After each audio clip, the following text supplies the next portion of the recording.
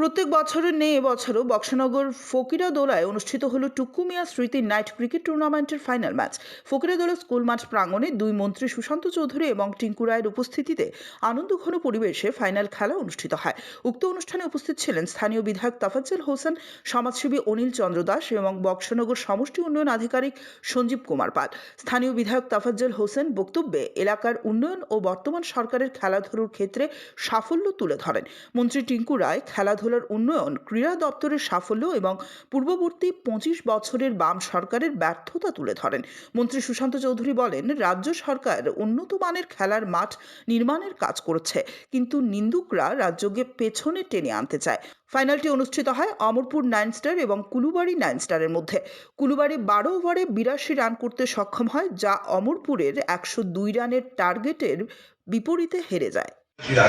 অনেক ভোগান্তির শিকার আমাদের এই এলাকার মানুষ হচ্ছে।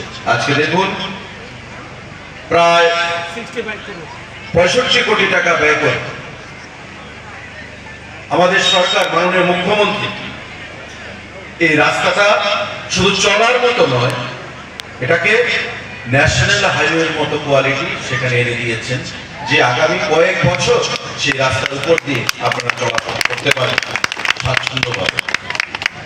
খেলাধুলাতে আজকে চীনের সঙ্গে টক্কর দিচ্ছে, আমেরিকার সঙ্গে টক্কর দিচ্ছে, বিশ্বের প্রতিটি দেশ আজকে ভারতবর্ষে লগ্নি করতে চাইছে। আজকে যুদ্ধ ওই মিসাইল দিয়ে, কামান দিয়ে যুদ্ধ নয়, আজকে যুদ্ধ হচ্ছে ইকোনমিক ওয়ার, অর্থনৈতিক যুদ্ধ। অর্থনৈতিকভাবে কে কার থেকে এগিয়ে যাবে, এটাই হচ্ছে আজকের যুদ্ধ। ভারতবর্ষ আজকে পৃথিবীর মধ্যে চতুর্থ অর্থনীতি হিসাবে আত্মপ্রকাশ করেছে। আমেরিকা, চায়না 47-এর মধ্যে বিকশিত ভারত যে স্বপ্ন মোদীজি রেখেছেন, সেটাকে সম্পূর্ণ করতে হবে আমাদের প্রত্যেককে মিলে। বক্সনগরের মানুষকে বাদ দিয়ে সেটা কখনো সম্ভব হবে না।